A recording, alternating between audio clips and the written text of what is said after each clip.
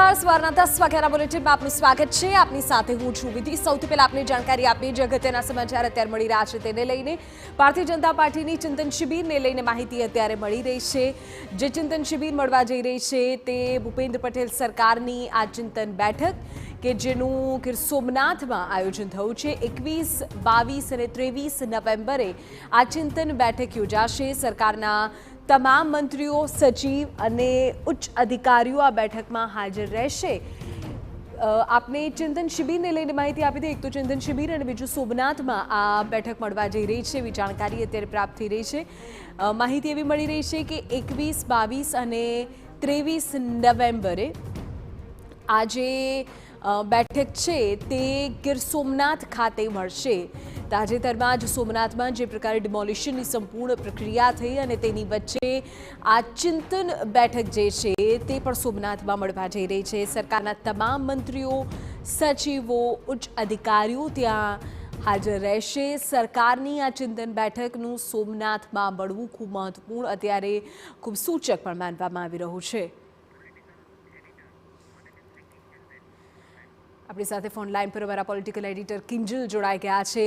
કિંજલ, સૌથી પહેલા તો આ ચિંતન બેઠકને લઈને માહિતી આપો। ક્યારે યોજાવાની છે, કોણ કોણ હાજર રહેશે, બેઠકનો એજન્ડા શું હશે? જી બિલકુલ, સોમનાથ ખાતે આ ચિંતન બેઠક છે તે યોજાવા જઈ રહી છે। 3 દિવસ ચિંતન બેઠક છે, 21, 22, 23 નવેમ્બર। એટલે સ્વાભાવિક છે કે દિવાળી બાદની આ ચિંતન બેઠક છે તે યોજાશે। મહત્વપૂર્ણ એ છે કે જે નરેન્દ્ર મોદી રાજ્યના મુખ્યમંત્રી હતા ત્યારે તેમણે આ એક પહેલ પાડી હતી કે વર્ષમાં એકવાર ચિંતન બેઠક છે, સરકારની ચિંતન શિબિર છે તે યોજાવી જોઈએ કે જેમાં સરકારે પોતે કરેલા કામોની અંદર ક્યાં કચાશ રહી ગઈ છે અથવા તો કયા કામને બીજી રીતે કરી શકાય, પોતે એક આખું એનાલિસિસ છે તે પોતે કરવું જોઈએ।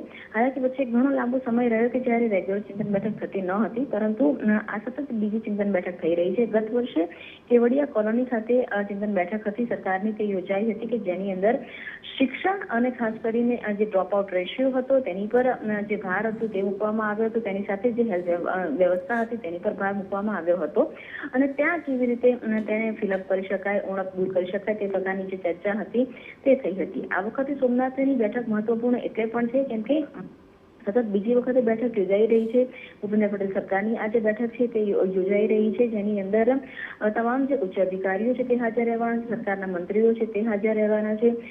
શિક્ષણની તો વાત કરવામાં આવે છે, શિક્ષણ, હેલ્થ, એની સિવાય જે રોડ રસ્તા વિષય હોય છે તેની સાથે જે 2047ની જે વિકસિત ભારતની વાત છે તેની સાથે ગુજરાતના કનેક્ટેડ મુદ્દાઓ છે, ઉદ્યોગથી લઈ અને જે સામાન્ય નાગરિકને અડે તેવા તમામ મુદ્દાઓ પર સરકાર કેવી રીતે કામગીરી અત્યારે કરી રહી છે એ કામગીરીની સમીક્ષા અને કેવા પ્રકારની કામગીરી થવી જોઈએ અલગ અલગ સેક્ટરની અંદર, એ તમામ જે સમીક્ષાઓ છે તે આ 3 દિવસમાં કરવામાં આવશે।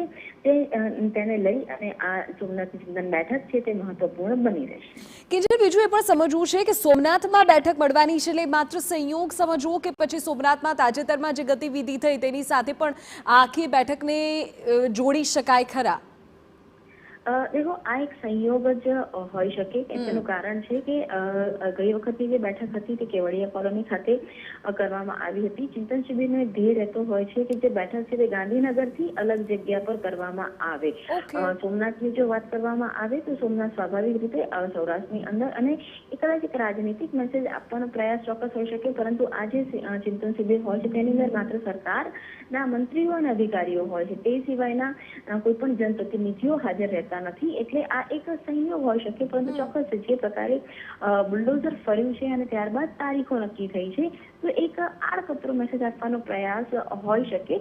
બાકી સત્તાવાર રીતે તેને લઈ અને કોઈ સમર્થન સરકારમાંથી આપવામાં નથી આવી રહ્યું। ઓકે, ઠીક છે કિંજલ, આગળ પણ આપણી પાસેથી માહિતી મેળવીશું। કિંજલ જે પ્રકારે જણાવી રહ્યા છે કે ચિંતન બેઠકનું સોમનાથમાં આયોજન થશે, ખાસ તો ગત વર્ષે જ્યારે ચિંતન બેઠક મળી તે કેવડિયા મળી હતી અને એ સમયે શિક્ષણ, ડ્રોપ આઉટ રેશિયો એ તમામ મુદ્દાઓ ખૂબ મહત્વપૂર્ણ એ બેઠકમાં રહ્યા હતા। આ વખતની બેઠક કયા ખાસ એજન્ડા પર મળે છે અને કયા કયા ખાસ વિષયો તેનાથી બહાર આવે છે તે જોવું રહ્યું।